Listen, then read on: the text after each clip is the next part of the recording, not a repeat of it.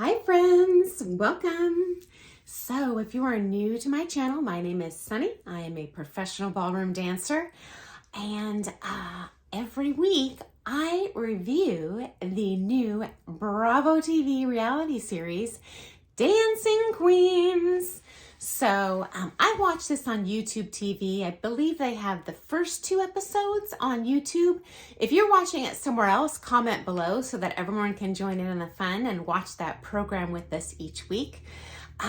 So this is my second half of reviewing episode 6, which aired this Tuesday. So if you missed it, you might look back in the video I just posted about a half an hour ago that reviews the first part of this episode 6.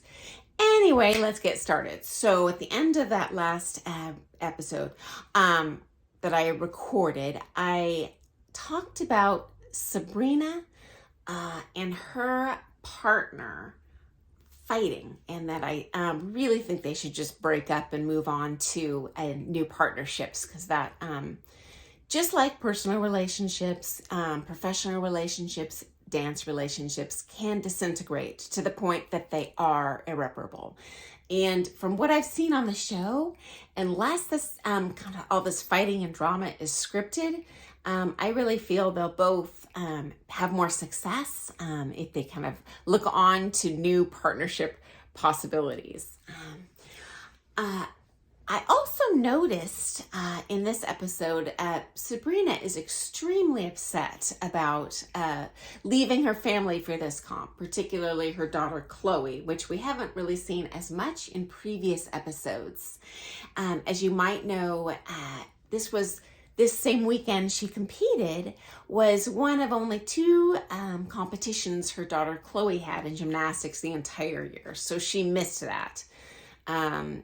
So she's very upset, but I found it ironic that she complains so much about missing her family, and then we learn later on in this episode after the comp, well, I was so tired, I just turned my phone off for the day. And it didn't bother calling her husband or Chloe or answering the phone. So I can't help but wonder, it's a little suspicious, if she just said that as an excuse for why she didn't win this competition and place as well as she wanted to. Like, oh yeah, well, I was just horribly upset about missing my family. Because her actions, to me, spoke louder than her words. And I really feel sorry for her husband. You know, he's home alone, single parenting, taking care of everything, and she's out with another man competing, which is fine. That doesn't necessarily mean they have a romantic relationship, but it certainly seems to me that it would be courteous to your spouse to, as well as your child, to maintain contact with them when you're out of town. Certainly I do when I'm out at a competition. I've competed as an amateur. I've competed as a professional championship level dancer. I've also done pro-am for many years, albeit never as the amateur. I was always the pro in the partnership, but regardless of what division I competed in, I was always in contact with my family. So this seemed very weird to me. Next up, we have a brief look at Gael again. As you know, I love Gael. We have not seen much of her, but I love her accent. She's kind of charming and mysterious. Sounds like she's from France. And we really have yet to see her dance because her pro has been out of town in Blackpool pretty much this whole time. But the little tiny snippets I've seen of her dancing, she's really pleasing to look at. So I'm hoping her pro is back soon and we can see her on the floor with these people. She did show up to this competition, which, even though she wasn't competing, it's not necessarily out of the ordinary. She could have gone just to watch and kind of see what her fellow competitors are doing to size up the competition for when she does hit the dance floor again, because she will be up against these ladies. I also liked Gael had a private conversation with Sabrina. And in my opinion, Sabrina is kind of the cattiest and most arrogant of the bunch. And Sabrina pretty much walks into all of these comps thinking she's going to walk home with it.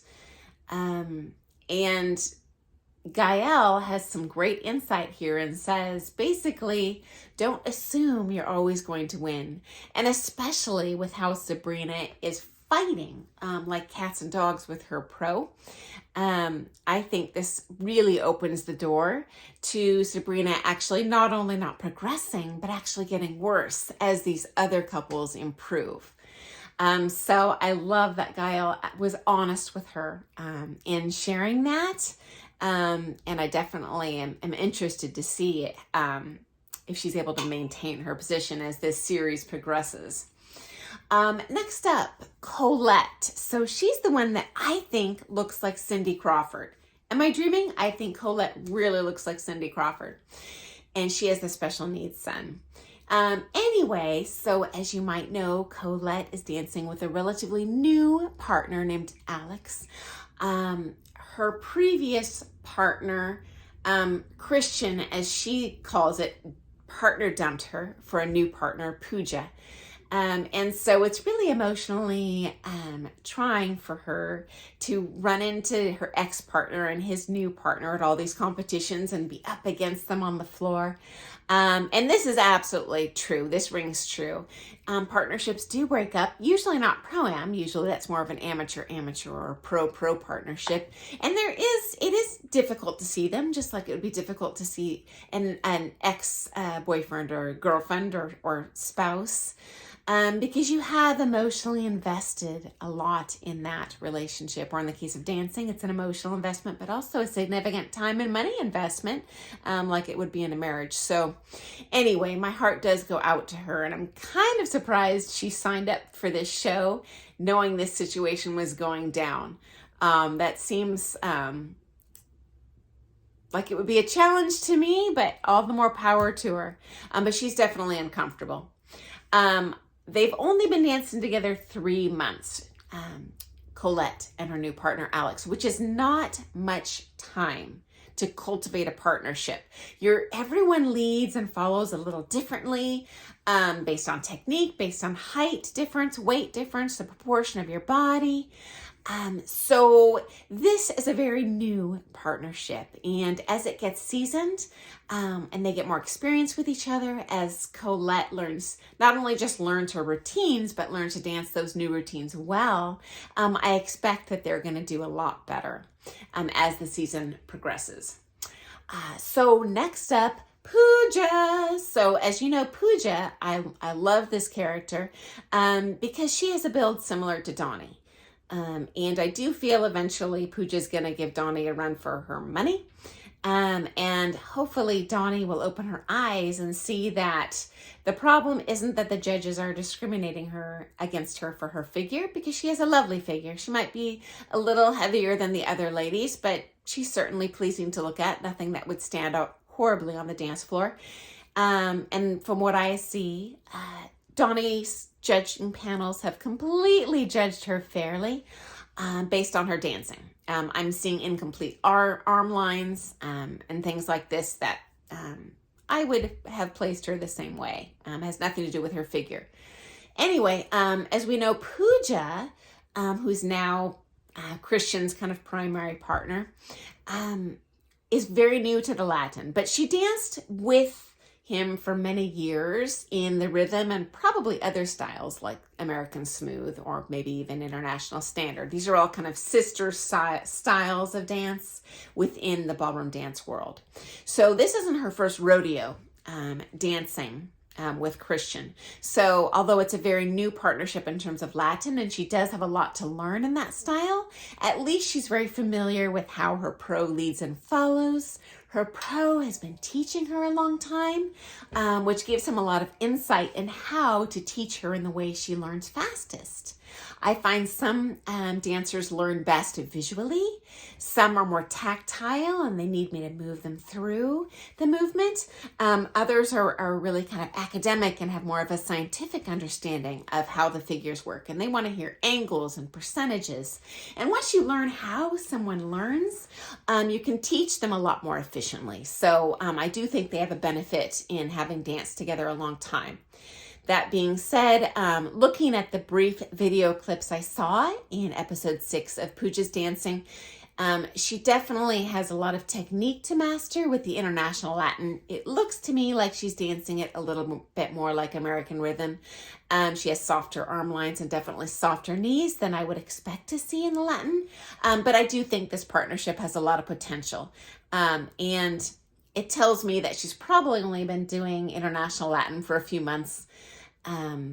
When she wasn't Christian's primary Latin partner. So she has a long way to go, and I look forward to seeing her progress throughout this season. And finally, let's look at the results, which we're all waiting for. Okay, so in this last competition, as I mentioned, Gael didn't compete, so she's not in the running here. She was just there to watch, but totally shocking, and I love it. We see Sabrina have her booty kicked. And as you know, I'm not a fan of Sabrina. I think she's not very nice. And nice goes a long way with me. I kind of want the good guy to win. I think she says some really catty, mean remarks to the other ladies. And is generally condescending and, in my opinion, a little bit arrogant in terms of her self-confidence and that she thinks she's just so much better than everyone else. And I love that Leonie won. And not only did Leonie win, with Sabrina not expecting it, but Leonie is apparently very new to competition. So this is extraordinarily, it's very rare in ballroom competition that you would ascend the ranks so quickly with a little bit of experience and then dominate that lady's open gold. So this indicates to me that Leonie is a great talent and has loads of potential. I did notice and comment in a previous episode, I believe it was episode 1 or 2, that I did see Leonie taking lessons with a very expensive high-level visiting coach. So it does tell me Leonie is investing a lot of money in her dancing. And certainly that helps. You're not buying the judges' marks, but the better coaching you can afford and take, and usually if it's a better coach, they're probably going to charge more, then the faster you will excel. So anyway, that was so exciting for me to see Leonie win and experience kind of that joy vicariously through her, because it's super fun to win, especially when you weren't expecting it. Sabrina comes in second. And you know how I feel about Sabrina. Colette comes in third, which is great to see this after she didn't even make the final in one of those previous comps. So she is growing quickly as that partnership kind of marinates and she gets more experience with her new partner, Alex. So I was glad to see that success for her. And Donnie came in fourth. I didn't like that Donnie sarcastically and self-indulgently commented, well, I should have been third. Not, in my opinion, from the little video clips that I saw. I really wish Donnie would take more ownership in her dancing. I feel if she does that, instead of blaming her figure or blaming her pro taking her the wrong direction, if she actually takes ownership in the weaknesses in her dancing, I think she would grow faster and get better results. And finally, Pooja places fifth. Now that might sound bad, but it wasn't last.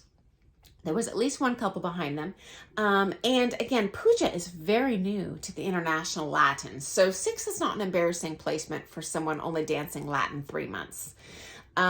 And we did see also in this episode a previous little snippet video of her dancing her old style, which was American rhythm. And she did look much stronger in that. So just give it some time. I think Pooja is going to be a strong contender in this series. So I am loving this series. I hope you are too. And I look forward to seeing you next week for my synopsis and what I see in Episode 7 of Bravo TV's Dancing Queens. Thanks for joining me, guys.